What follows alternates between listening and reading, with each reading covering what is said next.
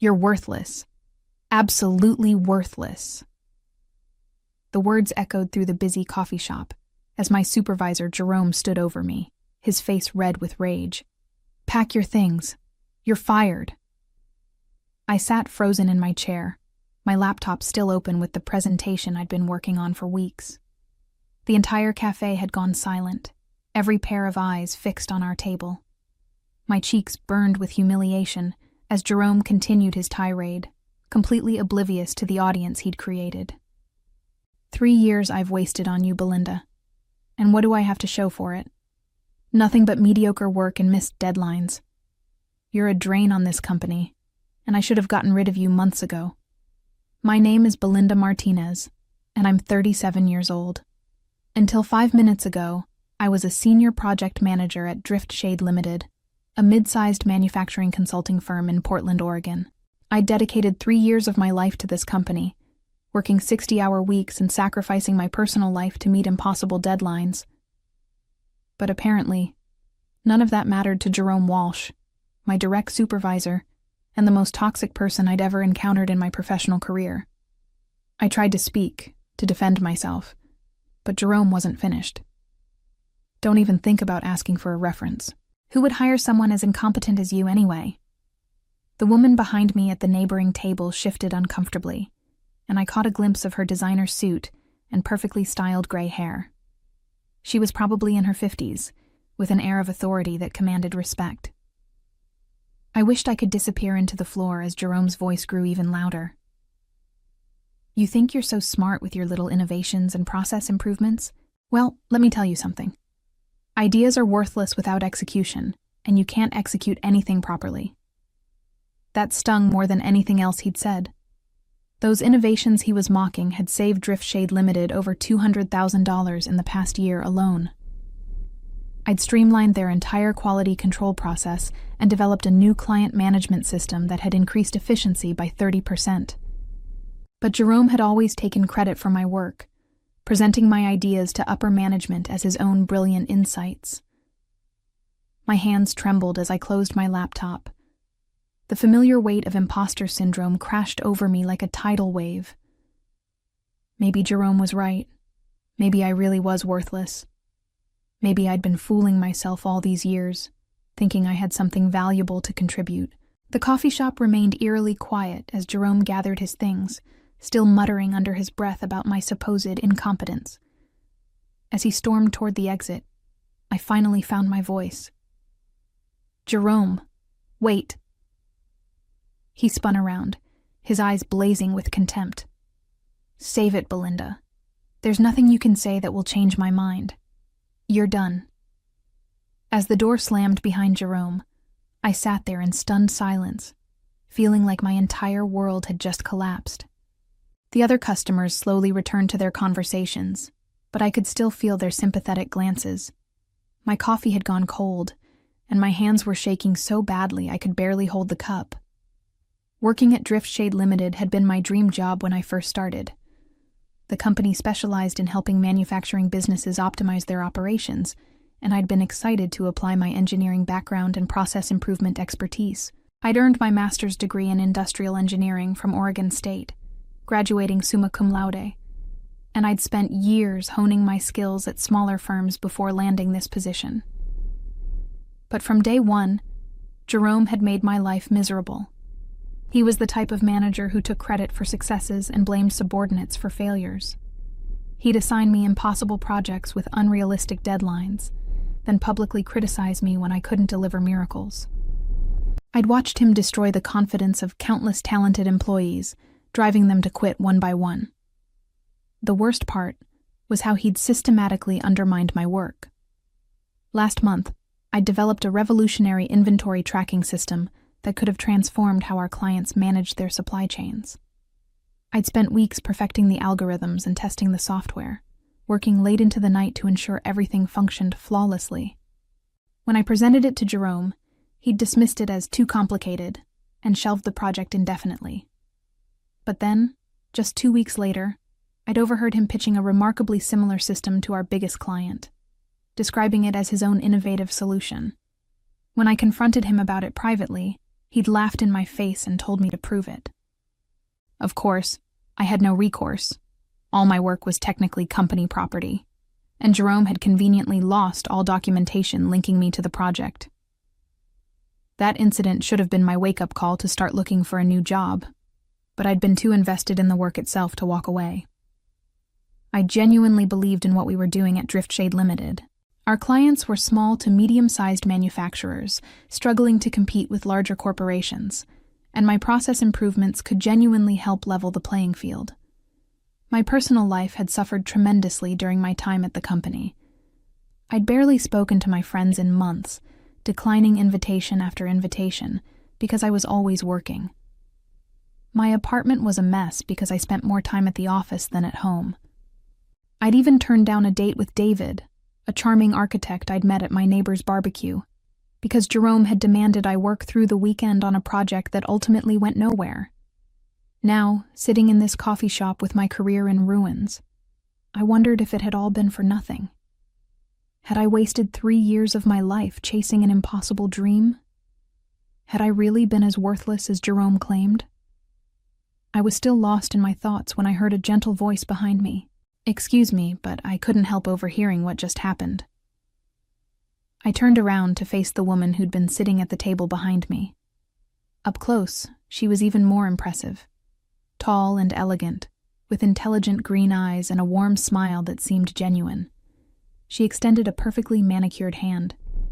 "I'm Victoria Ashworth, CEO of Velwyn Education. May I sit down?" The name hit me like a lightning bolt. Victoria Ashworth was legendary in the business world, a self-made billionaire who'd built her educational technology empire from the ground up. I'd read about her in Forbes magazine just last month, where she'd been featured as one of the most innovative leaders in the industry. And she was asking to sit with me. Of course, I stammered, gesturing to Jerome's abandoned chair. "I'm Belinda Martinez." Victoria settled gracefully into the seat, her presence immediately transforming the atmosphere around our table. "Belinda, I have to tell you, what I just witnessed was absolutely appalling. No employee deserves to be treated that way, especially not in public." I felt tears threatening to spill over. "Thank you for saying that. I'm not sure I believe it myself right now." "Well, you should," Victoria said firmly, "because worthless people don't create the kind of innovations I was reading about on your laptop screen." My eyes widened in surprise. "You could see my presentation?" She smiled. "I have excellent eyesight, and I couldn't help but notice the elegance of your inventory management algorithms. That kind of sophisticated thinking doesn't happen by accident. It requires real talent and deep understanding of complex systems." I stared at her in disbelief. In 5 minutes, this stranger had recognized the value in my work that Jerome had dismissed for 3 years. "You really think it has potential?" "Potential?" Victoria laughed. "Belinda, what you've created there could revolutionize supply chain management for small manufacturers. The real-time analytics alone are worth millions." She reached into her briefcase and pulled out a crisp white business card. "I'd like to make you an offer. Velwyn Education has been looking to expand into manufacturing consulting, and we need someone with your expertise to head up the division." My heart started racing. "You're offering me a job, but you don't even know my qualifications." "I know enough," Victoria interrupted. "I know you're brilliant, I know you're dedicated, and I know you've been undervalued. More importantly, I know you have the courage to innovate, even when your ideas aren't appreciated." She leaned forward, her eyes intense and sincere. That man was right about one thing. Ideas without execution are worthless. But he was completely wrong about you. You don't just have ideas, Belinda. You execute them beautifully. And I want that kind of talent on my team. I took the business card with trembling hands. Victoria Ashworth, Chief Executive Officer, Velwyn Education. Her direct phone number was printed in gold letters at the bottom. "Think about it," she said, standing up. "But don't think too long. Opportunities like this don't come around often." 2 days after the coffee shop incident, I sat in my small apartment staring at Victoria Ashworth's business card for the 100th time. Part of me couldn't believe it was real. That one of the most successful businesswomen in the country had offered me a position based on a 5-minute conversation. But another part of me, the part that had been systematically crushed by Jerome's abuse, whispered that it was probably too good to be true. I'd spent the weekend researching Velwyn education extensively, and everything I learned only made the opportunity seem more incredible. The company had started 15 years ago as a small educational software startup and had grown into a multi-billion-dollar empire spanning online learning platforms, educational consulting, and technology development. Victoria had built it all while maintaining a reputation for treating employees well and fostering innovation. Monday morning arrived with Portland's typical gray drizzle, and I found myself walking past the Driftshade Limited offices on my way to the coffee shop where I'd been working on my resume. I wasn't sure why I'd chosen this route. Maybe some part of me hoped to run into former colleagues who might have heard about my firing. What I saw instead made my blood run cold.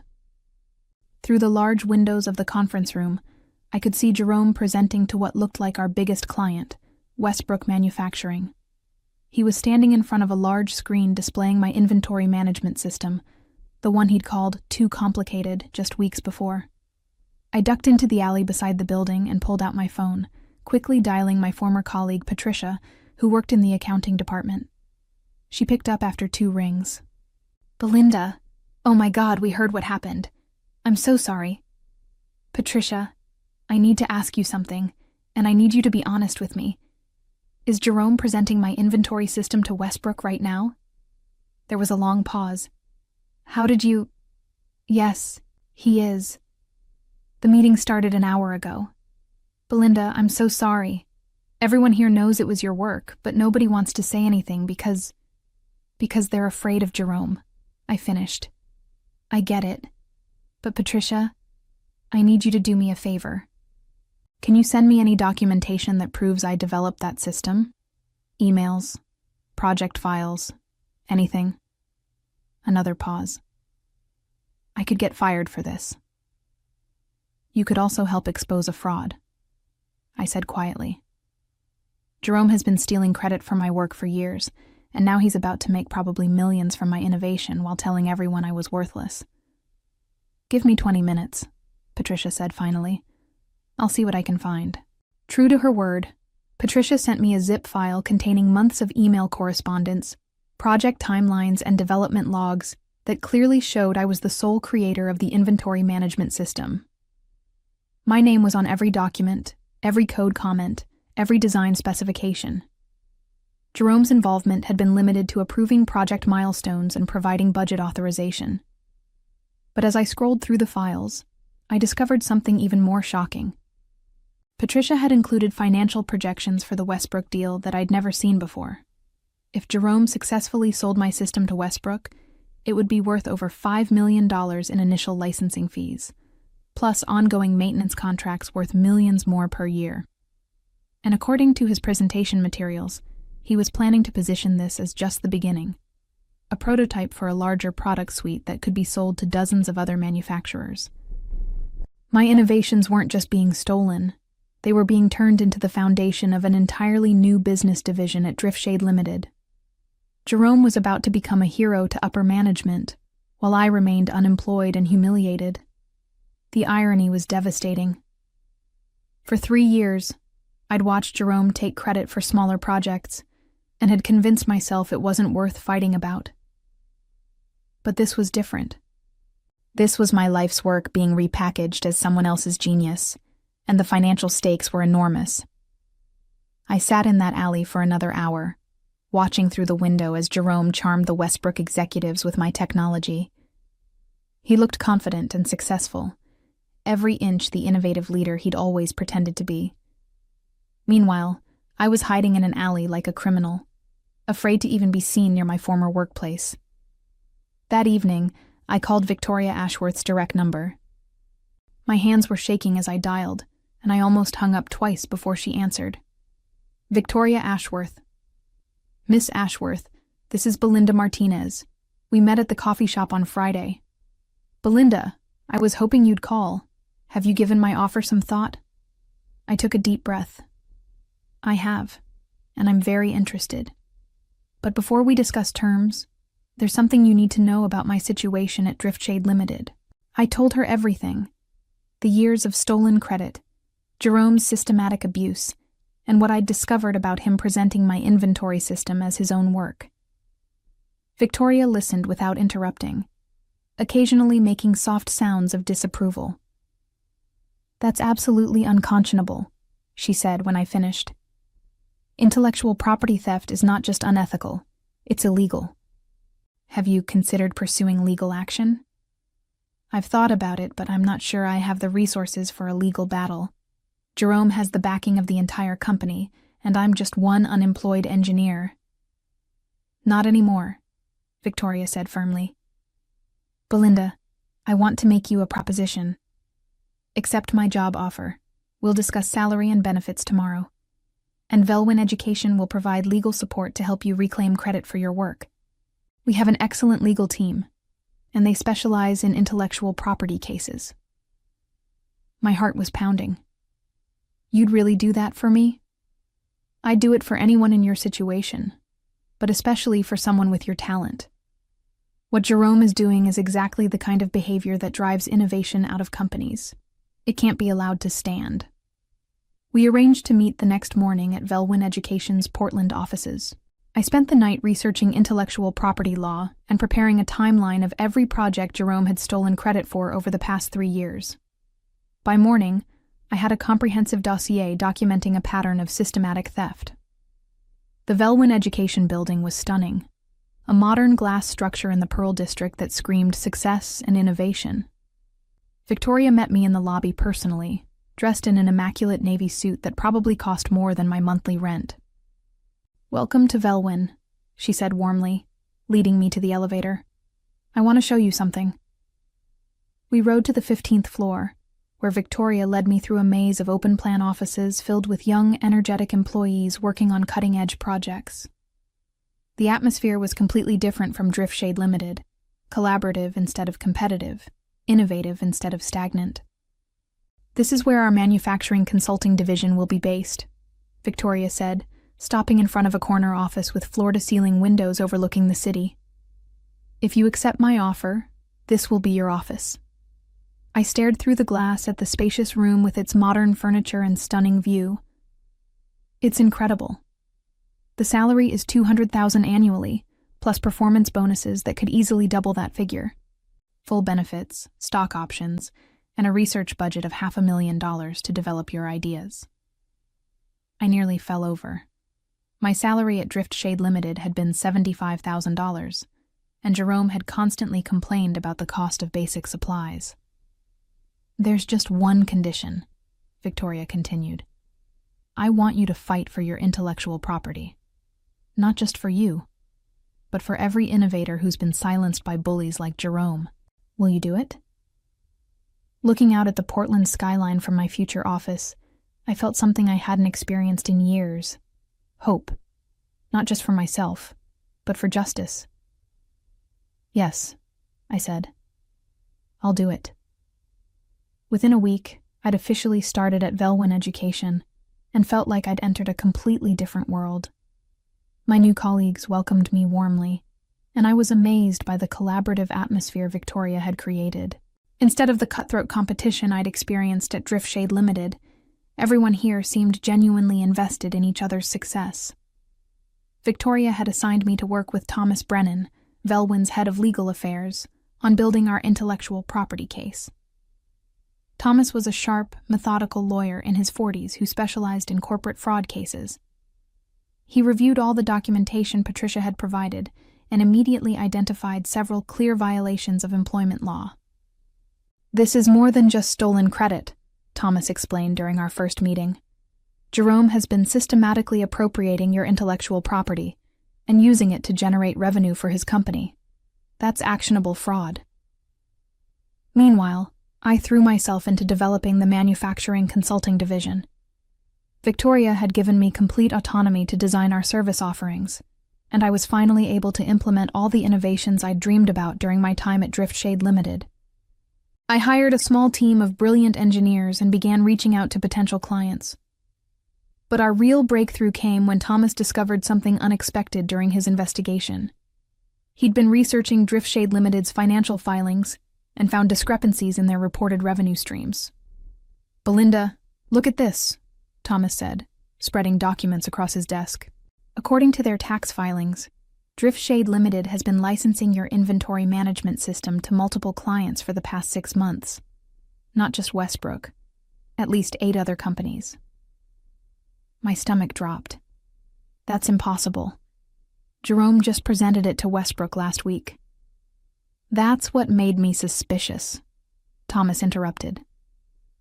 "So I did some digging. It turns out Jerome has been secretly selling your innovations to clients while telling you they weren't viable.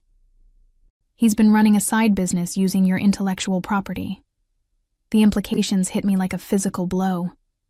While Jerome had been publicly humiliating me and calling my work worthless, he'd been privately profiting from it to the tune of millions of dollars. The betrayal was so complete, so calculated, that I felt physically sick. "There's more," Thomas continued grimly. "I found evidence that he's been manipulating project budgets to hide the revenue. Some of these licensing deals should have resulted in bonuses for the entire team, but Jerome has been pocketing the money. Can we prove all of this? Absolutely. Corporate financial records are public, and client contracts are documented. Jerome thought he was being clever, but he left a paper trail a mile long." That afternoon, Victoria called me into her office.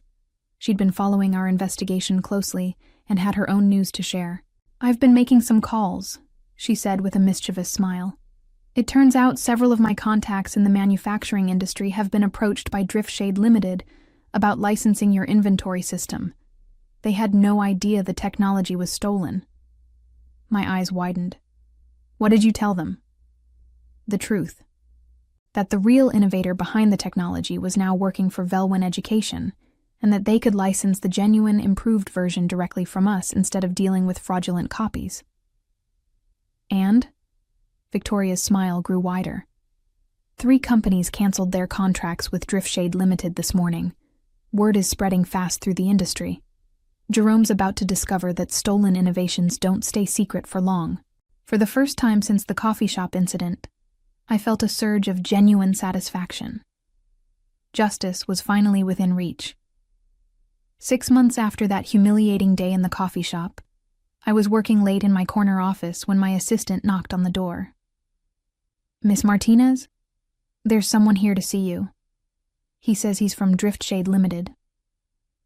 My blood ran cold. Through the glass wall, I could see a familiar figure slumped in the waiting area. Jerome looked terrible. His hair was disheveled, his suit wrinkled, and his eyes were red and puffy like he'd been crying. The confident, arrogant man who'd destroyed my self-esteem had been replaced by someone who looked utterly defeated. "Send him in," I said, steeling myself for whatever desperate plea he was about to make. Jerome shuffled into my office like a broken man, barely able to make eye contact. The transformation was shocking. 6 months ago, he'd stood over me in that coffee shop like a conquering emperor. Now he looked like he hadn't slept in weeks. "Belinda," he said quietly, his voice hoarse. "Thank you for seeing me. I know I have no right to be here." I gestured to the chair across from my desk, the same type of power dynamic we'd had before, but with roles completely reversed. "What do you want, Jerome?" He collapsed into the seat, his hands trembling. "Driftshade Limited is finished. We lost the Westbrook contract last month, along with 6 other major clients. The company is filing for bankruptcy next week." I kept my expression neutral, though inside I felt a surge of vindication. "I'm sorry to hear that." "No, you're not," Jerome said with a bitter laugh. "And you shouldn't be. This is all my fault. Everything that's happening to me, I deserve it." He looked up at me with desperate eyes. "Belinda, I need your help." You're the only one who can save the company. Come back, please. I'll make you partner, give you whatever salary you want. Stop, I said firmly. Jerome, let me make something very clear. I wouldn't work for you again if you offered me the entire company. Jerome's face crumpled, and for a moment I thought he might actually break down sobbing in my office. Belinda, please. I know what I did was wrong. I stole your work. I took credit for your innovations. I treated you terribly. But I've learned my lesson. I can change. Can you? I interrupted, leaning back in my chair. Because from where I'm sitting, it looks like you're only sorry because you got caught. You're not here because you realized what you did was wrong. You're here because your world is falling apart and you need me to fix it. The truth of my words hit him like a physical blow. Jerome slumped even further in his chair, all pretense of dignity gone. You're right, he whispered. I am only here because I'm desperate. But Belinda, I'm begging you. There are other people at the company who don't deserve to lose their jobs because of my mistakes. Patricia, Miguel, the whole engineering team, they're good people. You should have thought about that before you started stealing intellectual property and committing fraud, I said coldly. Did you really think you could build a sustainable business on stolen innovations? Did you think no one would ever figure out the truth? Jerome's shoulders shook. I got greedy. When I saw how much money your inventory system was generating, I couldn't help myself. I thought I was smarter than everyone else, that I could keep taking credit forever. Well, you were wrong, I said, standing up. And now you're facing the consequences. Thomas Brennan, our legal counsel, will be in touch with you soon. We're filing criminal fraud charges next week, along with a civil suit for damages. Jerome looked up at me with horror. Criminal charges? Belinda, please, I'll lose everything. You already have, I said simply. Just like you made me feel in that coffee shop 6 months ago. The only difference is that I didn't deserve it. Jerome Walsh and Driftshade Limited faced the full weight of justice over the following months. The criminal fraud charges resulted in Jerome receiving 18 months in federal prison, while the civil suit awarded Velwyn Education $12 million in damages, money that Jerome's systematic theft had cost us in lost opportunities and reputation damage. Driftshade Limited's bankruptcy proceedings revealed the full extent of the intellectual property fraud, destroying Jerome's reputation in the industry permanently. He lost his house, his savings, and any chance of working in manufacturing consulting ever again. Meanwhile, my manufacturing consulting division at Velwyn Education became one of the company's most profitable sectors, generating over $50 million in revenue within 2 years. Victoria promoted me to Senior Vice President, and I've had the privilege of mentoring dozens of young engineers who remind me of myself, brilliant innovators who just need someone to believe in their potential. As I look back on that humiliating day in the coffee shop, I realize it wasn't the end of my story. It was the beginning of everything I was meant to become.